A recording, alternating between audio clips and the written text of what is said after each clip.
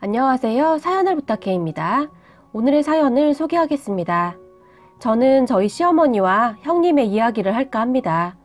우선 저희 시어머니를 소개하자면 시어머니는 인정이 굉장히 많은 분이셨어요. 거기다 장난기도 많으셨다고 해야 할까요?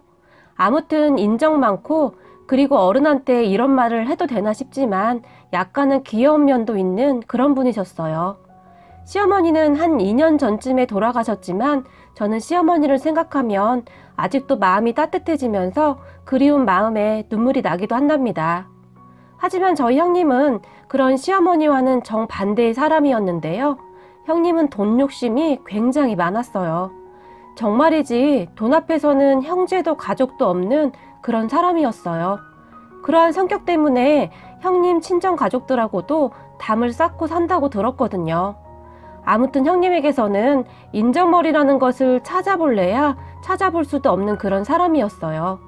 그리고 그런 시어머니와 형님은 성격이 진짜로 맞을래야 맞을 수가 없었는데요. 시어머니는 그런 형님을 정확하게 파악하고 있었고 그런 형님을 싫어했다기보다는 형님에게 장난을 많이 쳤었는데요. 아무튼 참 재미있는 분이셨어요. 처음 시어머니에게 인사를 드리기 위해 시댁을 방문했는데 아주 반갑게 저를 맞아주셨어요. 맨발로 나오셔서는 제 손을 덥석 잡아주셨거든요. 저도 그런 시어머니가 너무 고마워서 어머니의 따뜻한 손을 마주잡고는 꼭 안아드렸었는데요.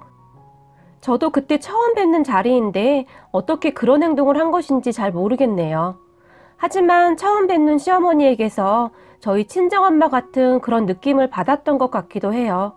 그렇게 제가 꼭 안아드리자 시어머니도 약간은 놀란 모양이었지만 결코 싫어하지 않는 그런 눈치였어요. 그리고 집에 들어가서 식사를 하는 내내 시어머니는 제 밥그릇에 음식을 올려놔 주시면서 어떻게 음식은 입맛에 맞니?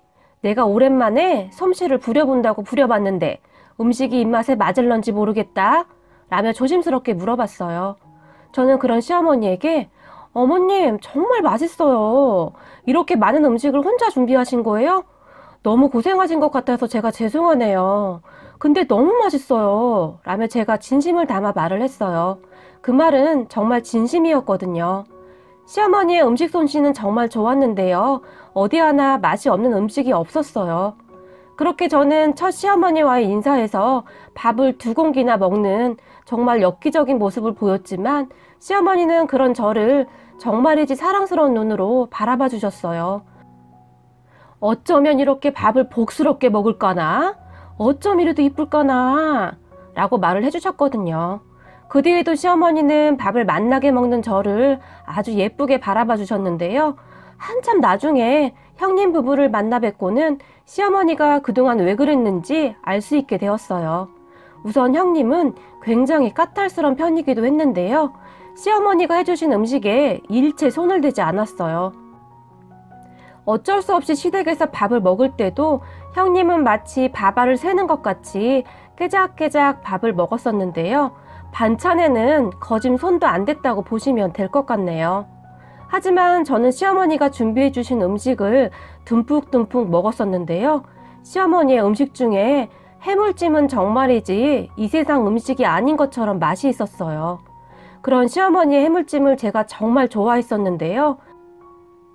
시어머니는 제가 간다고 하면 항상 시장에 가서 싱싱한 해물들을 직접 사와서는 아주 푸짐하게 해물찜을 차려놓으셨어요. 제가 미더덕을 정말 좋아했는데요. 해물찜 안에는 항상 싱싱한 미더덕이 가득했어요. 양념이 잘 된 싱싱한 콩나물에 미더덕을 감싸서 입안에 가득 넣고 씹으면 아삭아삭 씹히던 콩나물과 함께 입에서 미더덕이 톡 하고 터지면서 미더덕의 향이 코끝으로 올라오는데요. 정말이지 환상궁합이었어요. 지금 생각해봐도 입안에 침이 가득 고일 정도네요. 그러한 해물찜은 제가 추억할 수 있는 투박하지만 정 많던 저희 시어머니의 모습이었어요.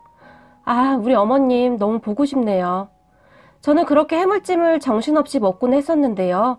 형님은 그런 저를 정말 놀란 눈으로 바라보곤 했어요. 그리고는 동서는 비위가 정말 좋은가 봐. 어머님 음식할 때 손도 제대로 씻지도 않고 하는 것 같은데 비 상하지도 않아? 라고 묻기도 했거든요. 저는 오히려 그런 형님의 말에 상당히 놀랐던 것 같아요. 대부분의 어머니들이 다 그러하지 않을까요? 하지만 자식을 위해 요리를 하는 우리네 어머니들은 항상 정성을 다해서 음식을 하실 텐데 말이죠. 저희 시어머니도 엄청 깔끔하신 분이셨기에 손도 안 씻고 조리하고 그런 분은 아니었거든요. 설령 그렇다 하더라도 정말 정성스럽게 준비한 음식을 보며 비위가 상한다든지 그런 소리를 할 것은 아니지 않나요? 저는 적어도 그렇게 생각했어요. 저는 그런 형님의 이해가 되지 않았기에 비위요? 왜요? 맛있기만 한데요?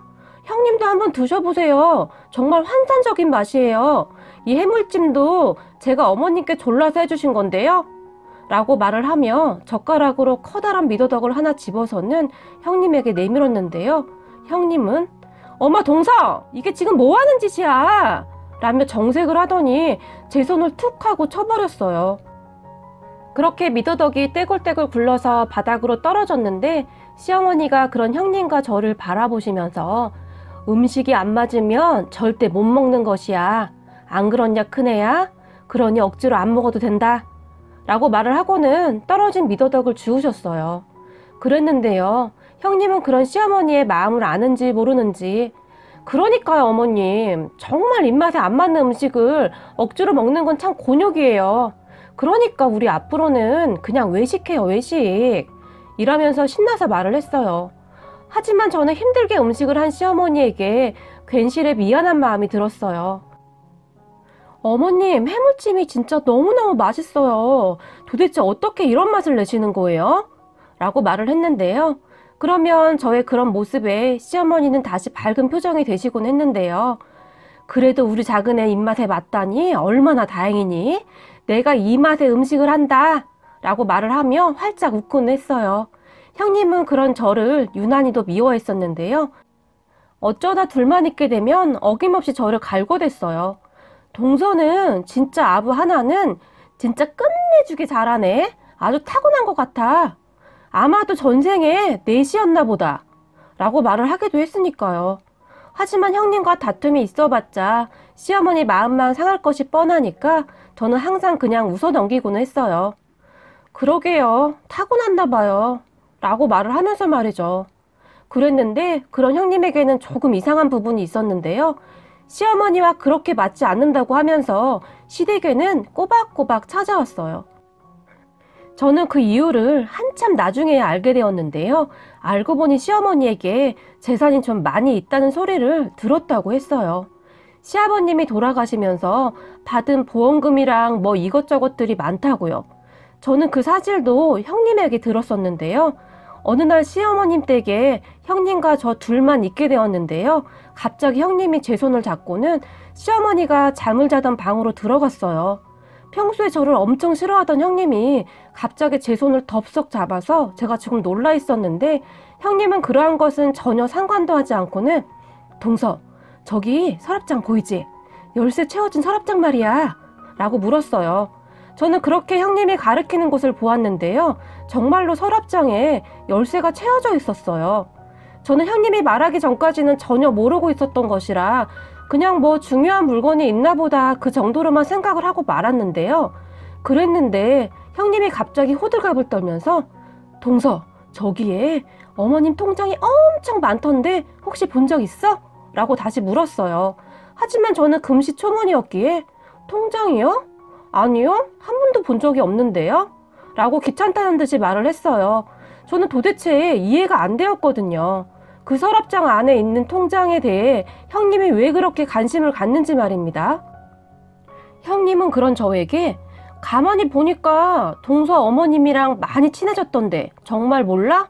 라고 마치 저를 치조하듯이 물었는데 형님의 눈에서 무슨 레이저 같은 것이 금방이라도 나올 것 같은 그런 눈빛이었어요. 저는 그런 형님에게 아니요? 저는 저기 열쇠 채워져 있는 것도 오늘 알았는걸요? 라고 말을 했지만 형님은 그런 저를 한동안 미심쩍은 얼굴로 살펴보더니 제 말이 거짓말이 아니라는 확신이 들었던지 갑자기 물어보지도 않은 말들을 하기 시작했는데요.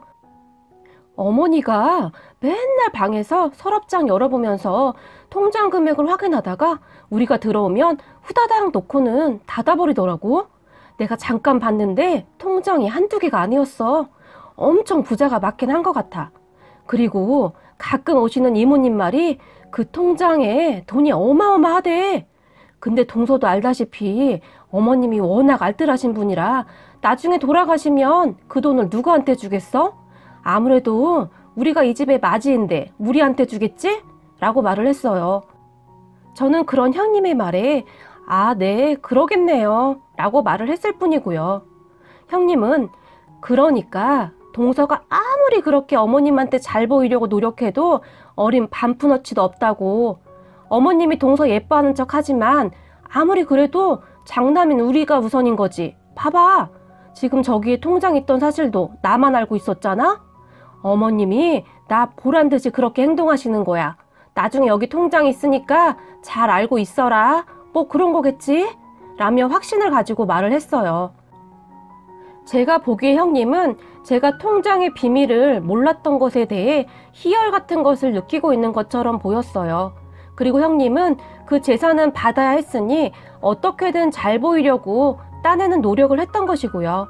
아무리 봐도 노력을 한다는 사람의 모습이 아니었지만 말입니다.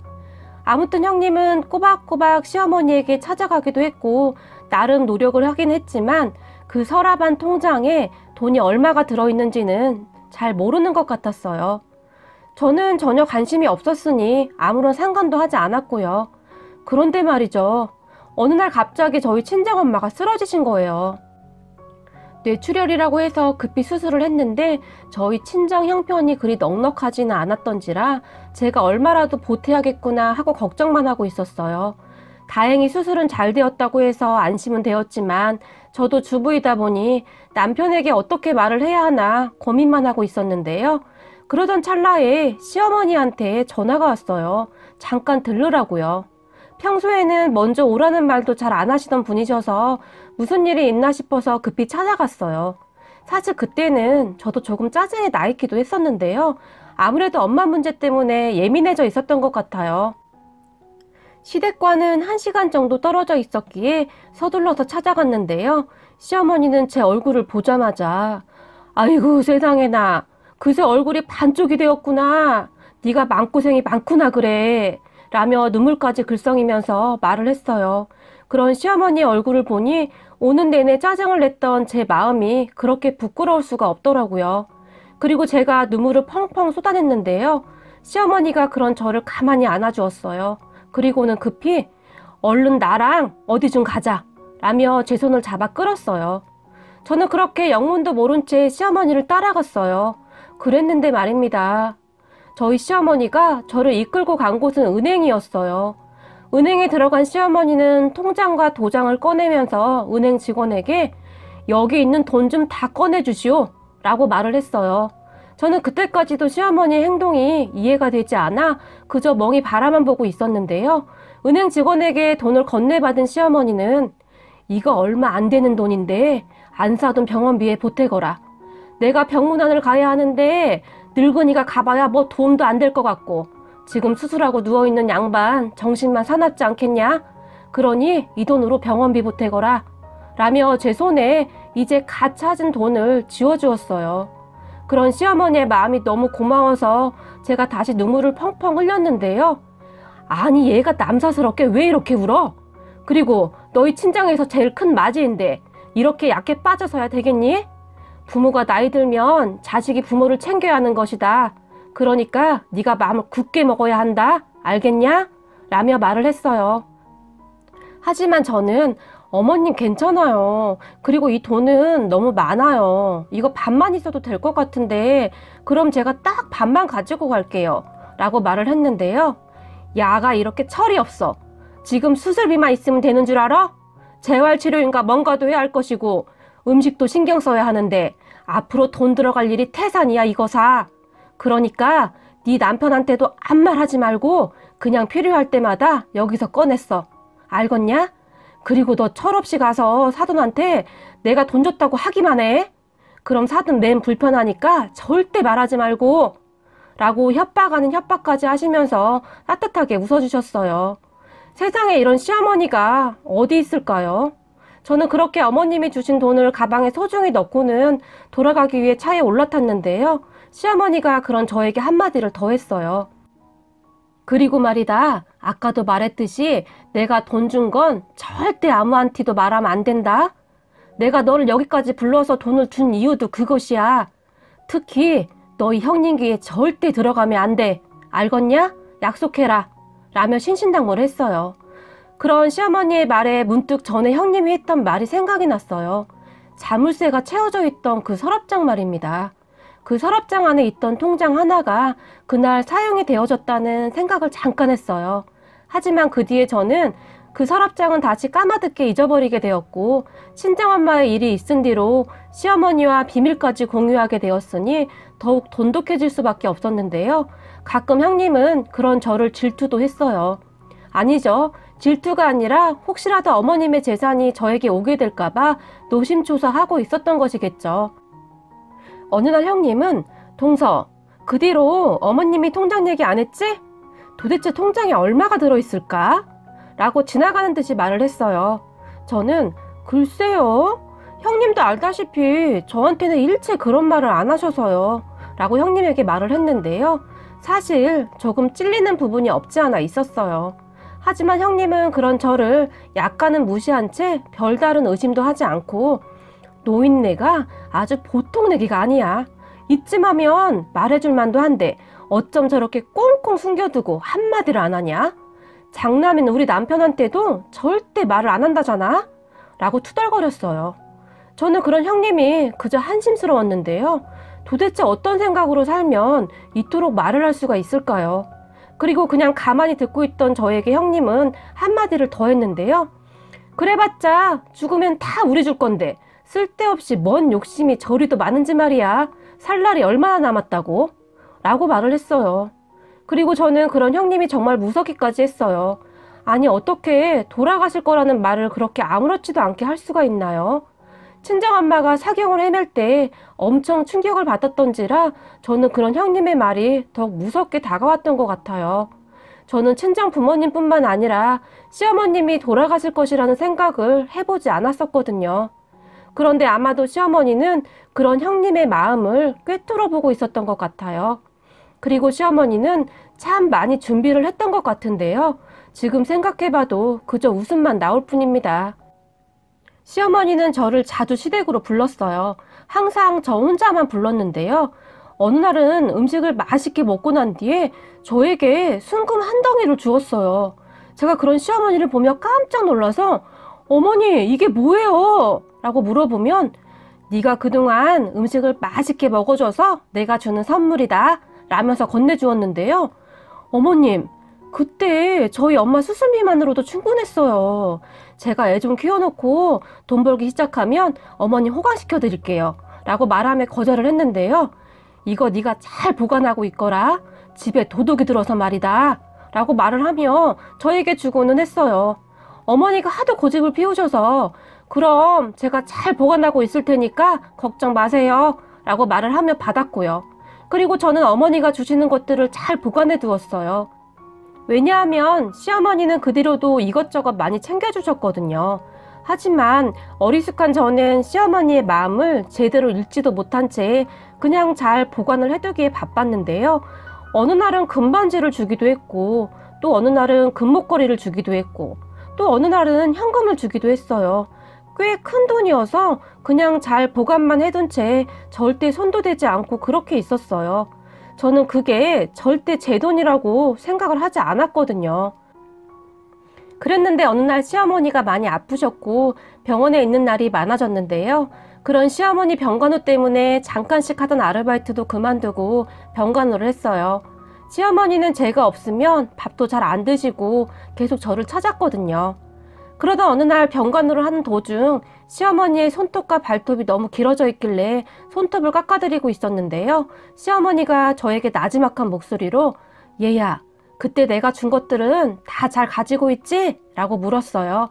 저는 그런 시어머니에게 네, 당연하죠 어머님 건데요. 걱정하지 마세요. 혹시 병원비 부족하면 거기서 쓸 테니까 병원비도 걱정하지 마시고요. 어머니가 맡기는 돈 엄청 많아서 저 부자예요. 라며 제가 농담을 하면서 웃었어요. 그랬는데 시어머니는 그런 저를 보며 다시 진지하게 너 그때 내가 했던 말 똑바로 기억하고 있는 거지? 라고 물었어요. 어떤 거요? 라고 제가 별 신경도 쓰지 않고 시어머니에게 되물었는데 시어머니가 갑자기 아유 이거사 네가 나한테 돈 받은 거 절대 아무한테도 말하지 말라고 한 거 말이야 라며 말하고는 손톱을 깎고 있던 제 손을 탁 하고 내리치셨어요. 아, 또 깜빡했어요. 알겠어요. 절대 말 안 할게요. 라고 제가 말을 했지만 시어머니는 이렇게 착해 빠진 거 믿고 내가 눈이나 제대로 감을 수 있을지 모르겠다. 라며 눈시울을 붉히셨는데요. 그런 시어머니의 모습을 보니 저도 모르게 또 눈물이 나더라고요. 시어머니는 그 뒤에도 시시때때로 저에게 다짐을 시켰고 저는 그렇게 세뇌 교육을 당하고 있었던 것 같아요. 그러던 어느 날 형님이 병문안을 왔는데요. 어머님, 몸은 좀 어떠세요? 라며 가식적인 표정으로 물었어요. 그런 형님의 말에 시어머니는 괜찮다. 근데 너는 참 오랜만에 오는구나. 왜, 나 죽었나 확인하러 온 거니? 라고 말을 했어요. 그런 시어머니에게 형님은 깜짝 놀라는 표정을 지으며 어머님, 무슨 말을 그렇게 하세요? 제가 요즘 너무 바빠서 자주 오지 못한 건데요. 라고 말을 했어요. 그런 형님에게 어머님은 그렇구나. 작은 애는 밥도 잘 못 먹고 이리 고생을 하고 있는데 내가 미안해서 말이다. 라고 말을 했는데요. 그런 시어머니에게 형님은 어머님, 동서야 집에서 노는 사람이고 어머님도 알다시피 저는 회사 때문에 워낙 바쁘잖아요. 저도 앞으로 자주 오도록 할게요. 화 푸세요. 라고 말을 했어요. 하지만 그런 형님의 말에 어머니의 표정은 정말이지 좋지 않았는데요. 그런 시어머니와 형님의 분위기를 좀 바꿔주려고 제가 일어나서 냉장고에 있던 음료수를 꺼내서 형님에게 건넸는데요. 어머 동서, 나는 비위가 약해서 말이야. 이런 병원 냄새 나는 곳에서 원래 음식 안 먹어. 라며 단박에 제가 건넨 음료수를 거절했어요. 저는 그런 형님에게 아, 네. 그럼 제가 마시죠 뭐. 라고 말을 하며 들고 있던 음료수 뚜껑을 열었는데 옆에 있던 시어머니의 표정은 뭐 과간도 아니었고 말입니다. 그랬는데 말이죠. 형님이 잠시 머뭇머뭇거리다가 시어머니에게 물었어요. 어머님, 근데 말이죠. 어머님 방에 있던 그 서랍장 열쇠 말이에요. 그건 어디 있어요? 그래도 제가 맏며느리인데 저한테는 미리 말씀을 해주셔야 하지 않나요? 이렇게 병원에 계신데 걱정도 되고 말이에요. 라고 말을 했어요. 저는 그런 형님의 말에 깜짝 놀라서 음료수를 마시다가 그만 사례가 걸렸는데요. 하지만 시어머니는 그런 형님의 말에 정말 아무렇지도 않게 아, 그 열쇠 말이냐? 그 열쇠 없어도 망치로 부수면 될 것인데 그게 뭐가 그리 궁금하냐? 라고 물었어요. 그리고 그런 시어머니의 말에 형님은 표정 하나 변하지 않고는 아유 어머님, 아무리 그래도 어머님 유품을 그냥 막 그렇게 부수면 되겠어요? 사람이 예의라는 게 있는 거죠. 라며 말을 했어요. 그런 형님에게 시어머니는 더욱 담담한 표정으로 그렇긴 하구나. 극히 말이다. 내가 내 동생한테 맡겼다. 나 죽으면 내 동생이 너 줄 거다. 내가 동생한테 꼭 큰애 너한테 주라고 신신당부를 해놨어. 아무리 그래도 맏며느리한테 줘야 하지 않겠니? 라고 말을 했어요. 저는 그때 형님의 표정을 봤는데요. 얼굴에 미소가 떠나지를 않더라고요. 정말이지 인정머리라고는 없는 그런 인간이었어요. 그렇게 형님이 가고 시어머니는 내가 저거 뒤로 넘어가는 거 직접 봐야 하는데 그걸 못 보고 가서 한이 되네 그래? 라며 혼잣말을 했는데 저는 그때 당시 그게 무슨 의미인지 전혀 몰랐고 말입니다. 그 뒤 시어머니는 힘든 병원 생활을 하시다가 안타깝게 돌아가셨어요. 저는 엄청난 슬픔과 함께 얼마나 울었는지 모르겠습니다. 그런데 시어머니가 돌아가신 다음 저는 그 의미를 알게 되었는데요. 세상에나 말이죠. 이모님에게 열쇠를 전달받은 형님이 서랍장을 열어보았고 서랍장 안에 있던 통장들을 보며 형님은 아주 좋아서 난리가 났었어요. 통장의 개수를 직접 세어보며 통장을 끌어안고는 아주 행복해서 좋아 죽더라고요. 그랬는데 잠시 후에 형님의 찢어지는 듯한 비명소리가 들려왔는데요. 통장을 살펴보던 형님이 통장을 마구마구 던져버리면서 소리를 질러대고 있었어요. 그런 형님을 보며 다들 놀라서 무슨 일인지 물었는데요. 진짜 이놈의 할망구가 나를 가지고 놀았다고 지금. 돈 많은 척 하더니 다 뻥이었어. 혹시 당신 알고 있었던 거 아니야? 라며 아주버님에게 통장들을 다시 집어던져 버렸어요. 당신 지금 이게 무슨 짓이야? 아무리 그래도 어머님 돌아가신 지 얼마나 됐다고 이러고 있어? 그리고 내가 그 통장에 얼마가 들어있는지 알게 뭐야? 라고 아주버님이 소리를 질렀지만 형님은 이것 봐봐. 돈이 하나도 없잖아. 이 통장 다 합해봐야 10만 원도 안 되는데 그동안 나한테 돈 많은 것처럼 그렇게 행동한 거냐고 라며 아글아글 써댔어요. 저는 그저 어리둥절해 있었는데 그때서야 시어머니의 깊은 뜻을 알게 되었던 것이죠. 그리고 저는 입을 꾹 다물어 버렸는데요. 형님은 방바닥에 앉아서는 다리까지 휘저으면서 마치 미친 사람처럼 울어댔어요. 그런 형님을 보며 아주버님과 저희 남편은 아주 정이 뚝 떨어진 것 같았는데 진짜 저런 미친 또라이를 봤나? 내가 그동안 정신병자랑 산 거냐? 라며 아주버님이 머리를 쥐어잡고 주저앉아 버렸어요. 저희 부부는 그저 놀라서 그 광경을 지켜보고만 있었고요. 그리고 그 뒤로 아주버님과 형님은 수시로 싸워댔는데 정말이지 육탄전을 벌이면서 싸우기도 했어요. 그러다가 형님이 돈 없는 아주버님과 못 살겠다며 나가버렸고 얼마 후에 이혼을 했어요.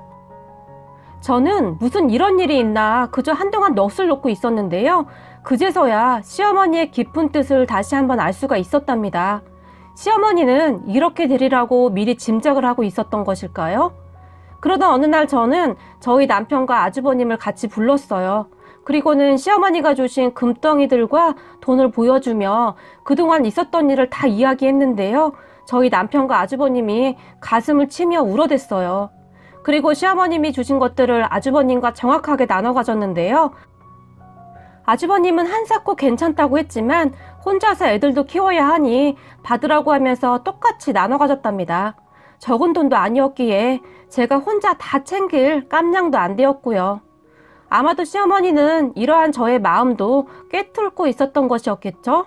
자식이 아무리 잘한다 한들 부모 마음을 감히 이해할 수가 있을까요? 시어머니의 마음에 고개가 절로 숙여지는 그런 날입니다. 그리고 시어머니의 해물찜이 너무나 먹고 싶은 그런 날입니다. 아참, 그리고 이혼한 형님의 소식을 간간히 듣고는 있는데요. 아주버님과 이혼은 얼마 뒤 재혼을 했더라고요. 사람이 무슨 재혼을 그렇게 쉽게 하나 했더니 결국 얼마 안 가서 다시 이혼을 했더라고요. 돈이 많다고 하니 이것저것 재지도 않고 재혼을 한 모양인데요. 재혼한 남편과 시어머니가 아주 개차반도 그런 개차반이 없었나 보더라고요. 결국 몇 개월 못 살고 다시 이혼을 했다고 하더라고요. 그리고는 아주버님을 찾아왔다는데 저희 아주버님은 당연히 단박에 내쫓아버렸고요. 자기 팔자는 스스로 만드는 것이라고 참 좋은 사람들 그렇게 무시하더니 벌 받나 보네요.